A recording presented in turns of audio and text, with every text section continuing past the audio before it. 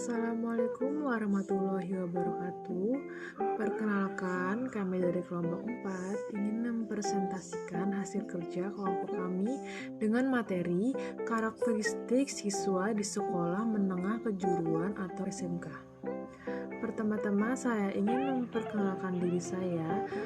Nama saya Alvanindia dengan NIM 20123120006.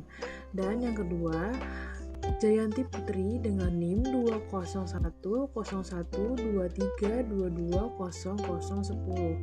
Yang ketiga, Karlina dengan NIM 2010123320002. Dalam materi ini memiliki 4 kajian teori. Yang pertama, pengertian. Yang kedua, faktor yang mempengaruhi karakteristik peserta didik SMK. Yang ketiga, karakteristik peserta didik SMK. Yang keempat, peran bimbingan dan konseling di SMK. 1. Pengertian. Karakteristik peserta didik diartikan sebagai ciri-ciri yang melekat pada peserta didik SMK yang bersifat khas dan membedakannya dengan peserta didik satu dengan yang lainnya.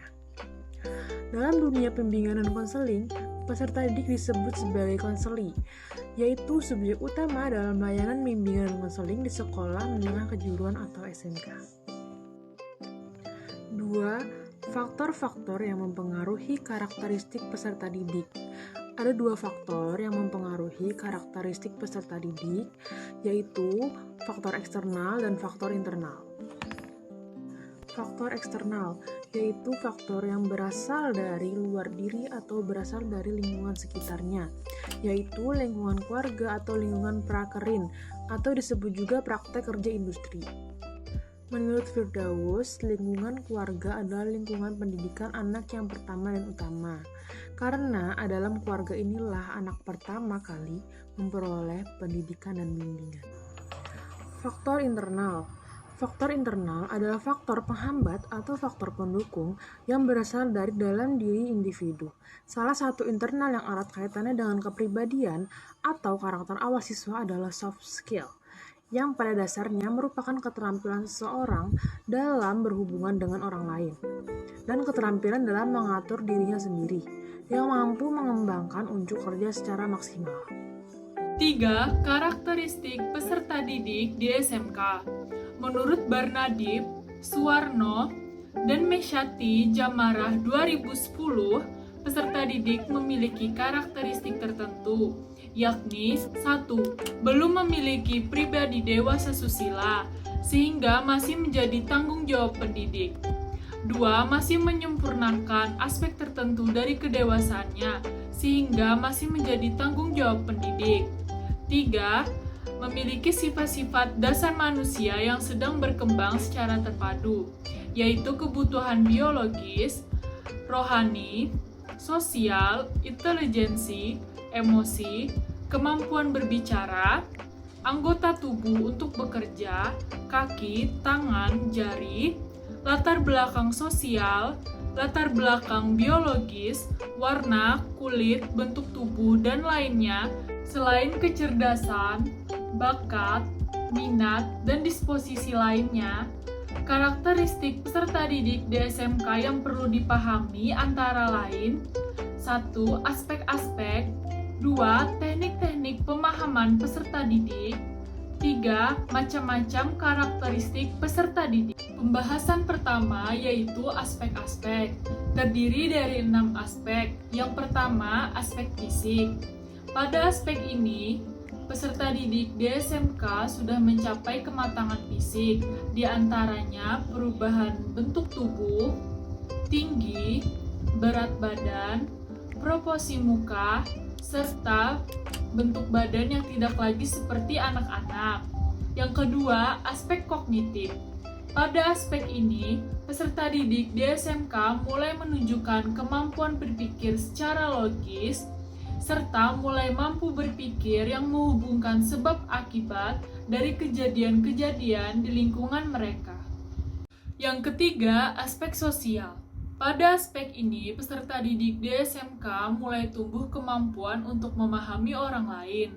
Kemampuan ini mendorong mereka untuk menjalin hubungan sosial, hubungan pertemanan yang erat, serta menciptakan identitas kelompok yang khas. Yang keempat, aspek emosi.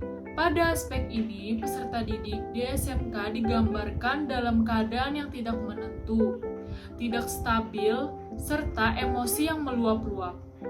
Yang kelima, aspek moral. Melalui pengalaman berinteraksi sosial dengan orang tua, guru, teman sebaya, serta orang dewasa lainnya, tingkat moral peserta didik sudah lebih matang jika dibandingkan dengan usia anak atau remaja awal. Yang terakhir, aspek religius. Pada aspek ini, usia peserta didik di SMK lebih matang, sehingga mulai meyakini agamanya dengan sungguh-sungguh dan melakukan ibadah sesuai aturan agamanya. Pembahasan yang kedua yaitu teknik-teknik pemahaman peserta didik. Teknik-teknik ini terbagi menjadi dua, yaitu teknik tes. Teknik tes merupakan teknik untuk memahami individu dengan menggunakan instrumen tes terstandar. Yang kedua, teknik non-tes. Teknik non-tes merupakan teknik untuk memahami individu dengan menggunakan instrumen yang terstandar maupun tidak terstandar. 3. Macam-macam karakter peserta didik. Yang pertama, karakter religius.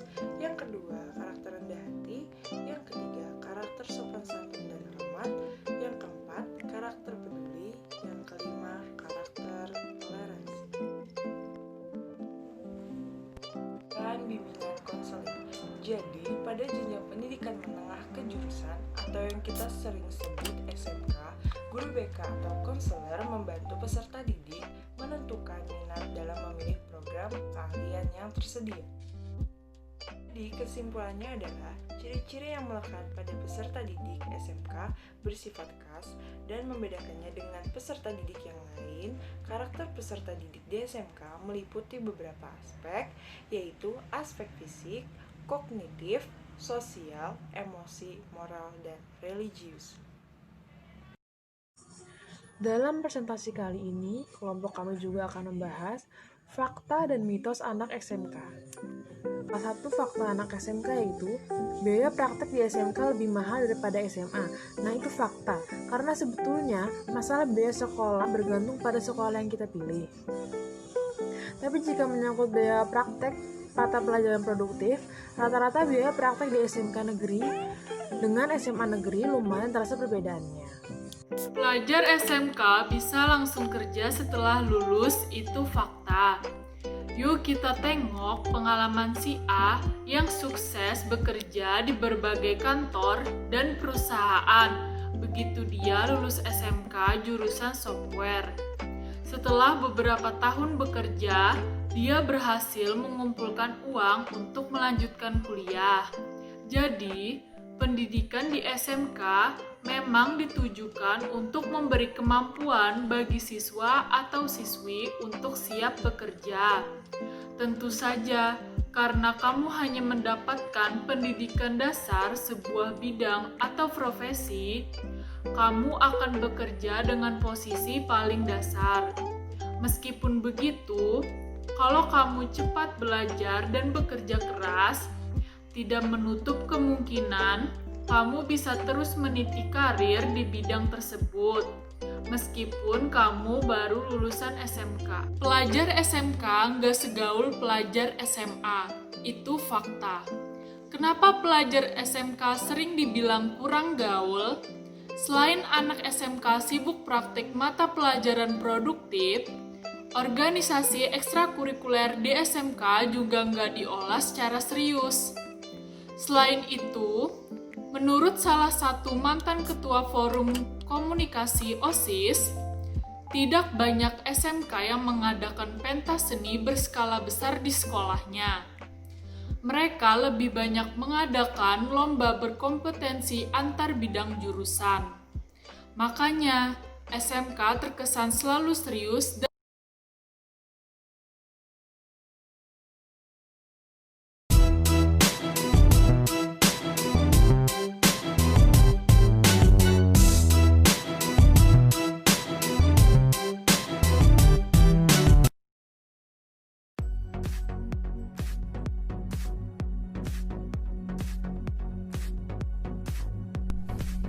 BK dikenal memiliki sensitivitas yang tinggi atas apa yang terjadi di sekitar dan selalu update informasi.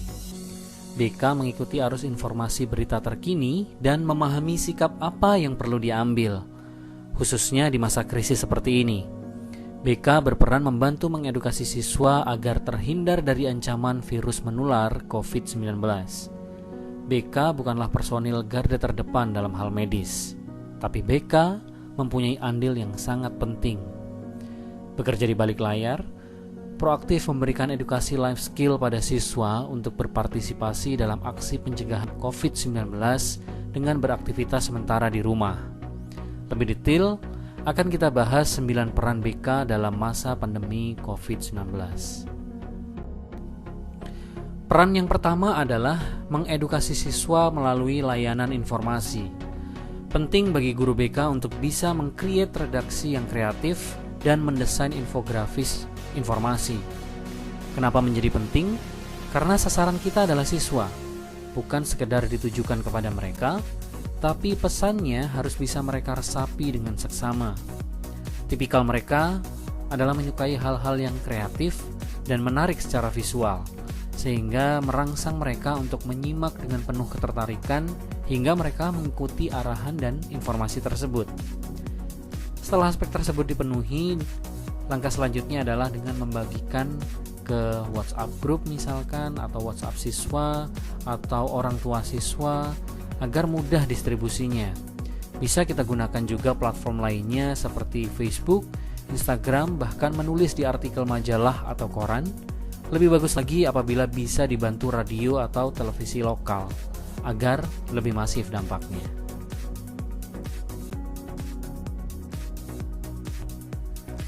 Kedua, membantu siswa membuat panduan regulasi diri.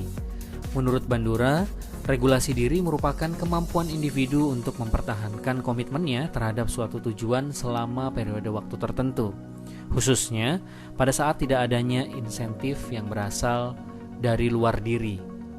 Adler ikut mengungkapkan bahwa manusia mempunyai kekuatan kreatif untuk mengontrol kehidupan dirinya, bertanggung jawab mengenai tujuan finalnya, menentukan cara memperjuangkan mencapai tujuannya, dan berkontribusi terhadap pengembangan minat sosialnya. Bimbing siswa untuk bisa mengobservasi perilaku efektif mencegah penularan COVID-19-nya, kemudian evaluasi apa yang sudah dikerjakan dengan harapan yang diinginkan, kemudian beri penilaian terhadap hasilnya. Ketiga, berikan layanan konseling online. Layanan yang mutlak dilakukan oleh guru bimbingan dan konseling ketika ada yang membutuhkan bantuan untuk menemukan jalan keluar lepas dari masalahnya. Umumnya secara konvensional kita harus bertatap muka. Namun di kondisi darurat seperti ini, kita diharapkan mulai terbiasa memberikan layanan konseling secara online atau lebih dikenal dengan cyber counseling. Pastikan calon konseli mengetahui dan bisa menggunakan platform online yang akan digunakan dalam proses konseling. Bagaimana mekanismenya? Simak di video cyber counseling di video recon sebelumnya. Keempat, membantu mengembangkan life skill di masa krisis. Hari ini kita harus lebih analitis memfilter keterampilan apa yang dibutuhkan dalam kondisi krisis. Tidak hanya berfokus pada sosialisasi beraktivitas di rumah saja, namun mengajak siswa lebih kritis membangun keterampilan yang dibutuhkan saat momen darurat muncul. Artinya, kita sebagai konselor cukup peka memberikan langkah kuratif yang konkret dan menyiapkan siswa secara preventif agar mampu mengantisipasi kondisi kritis lainnya. Apa saja ragam keterampilannya? Bisa bentuk berpikir positif, regulasi diri, keterampilan asertif, dan lain-lain. Secara detail nanti akan Rubicon bahas di video selanjutnya. Pastikan kamu menyimak juga ya. Yang kelima, memotivasi memiliki mental hygiene atau sehat mental. Memahami betul psikologi siswa saat krisis seperti ini tentu menjadi tanggung jawab guru BK juga. Secara fisik saat ini memang tidak berkumpul bersama di sekolah, namun kita perlu memberikan motivasi selama mereka di rumah. Sehat mental adalah isu penting bagi siswa agar tetap bisa berpikir jernih menjalani hari-harinya, sadar dan mantap dalam membuat keputusan, dan terhindar dari rasa cemas yang berlebihan. Motivasi bisa dari kreasi sendiri berupa audio relaksasi dari guru BK, membuat potongan film pendek temanya sehat mental, kemudian membuat flyer sehat mental, dan membuat video motivasi bagi siswa untuk tetap ceria. Yang keenam, berkolaborasi dengan instansi, ahli atau influencer yang terkait dengan situasi krisis COVID-19. Kolaborasi ini sangat diperlukan di saat krisis seperti ini. Konselor bisa banyak menampung informasi terkait perkembangan virus sekaligus pencegahan yang relevan dari para ahli. Selain itu, kolaborasi ini juga mengajak para ahli ataupun influencer agar mau membantu mengedukasi siswa terkait COVID-19 ini. Siswa akan merasa senang dengan proses yang dinamis karena melibatkan eksternal sebagai edukator ataupun influencer. Mulai kontak dengan lembaga yang sekiranya relevan dan dibutuhkan saat ini. Oh ya, bisa juga yang sifatnya entertainment agar siswa merasa bergairah. Yang ketujuh, membangun aktivitas diskusi online dengan siswa. Kegiatan informatif satu arah yang dilakukan terus-menerus mampu menimbulkan kejenuhan. Daya tahan menyimak mulai menurun ketika mereka tidak dilibatkan untuk berinteraksi aktif. Mulai berikan layanan informasi yang bisa memicu diskusi. Ketika mereka diajak untuk mengajukan gagasan, mempresentasikan idenya, menceritakan pengalamannya, maka eksistensinya di komunitas kelas akan terbangun kembali layaknya berada di situasi normal tanpa physical distancing. Memberi ruang bagi mereka merupakan kunci membina hubungan yang baik dengan mereka dan mengisi hari-harinya agar tetap produktif.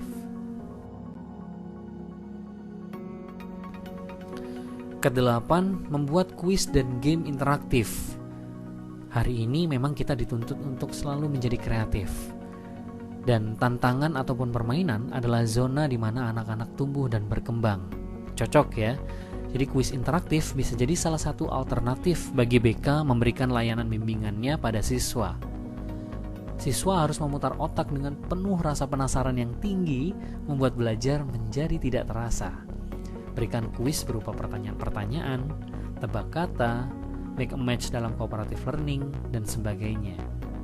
Sama halnya dengan game yang bisa dilakukan dengan kegiatan individual maupun berkelompok. Misalkan dengan membuat TikTok anti panik dari COVID, mengikuti lomba senam stay at home dari Kemenpora, dan lain sebagainya. Pastikan sesuai dengan kondisi di masing-masing daerah. Kesembilan, mengajak siswa merumuskan target masa depannya kembali. Momen ini bisa dimanfaatkan juga dengan kembali merumuskan apa yang menjadi tujuan hidup siswa, baik jangka pendek hingga jangka panjang. Fungsinya bukan hanya sebagai pengalihan fokus terhadap kecemasan COVID-19, tapi lebih dalam lagi. Hal ini mampu membuat siswa menata kembali goal sebenarnya, termasuk langkah nyata yang mereka lakukan untuk mencapainya. Banyak waktu luang merupakan kesempatan merefleksikan kembali target-target hidup mereka.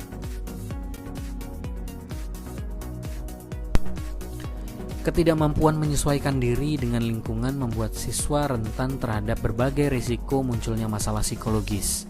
Sudah sepatutnya kita hadir bukan sebagai formalitas dinas saja, tetapi hadir sebagai bentuk kepedulian membantu siswa tetap sehat mental dan membantu siswa mandiri mengantisipasi kondisi kritis dengan lebih baik. Semoga bermanfaat. Salam Rubicon, salam BK mengudara. Terima kasih. Oke, mungkin ini saja yang dapat kami sampaikan. Kami akhiri, wassalamualaikum warahmatullahi wabarakatuh.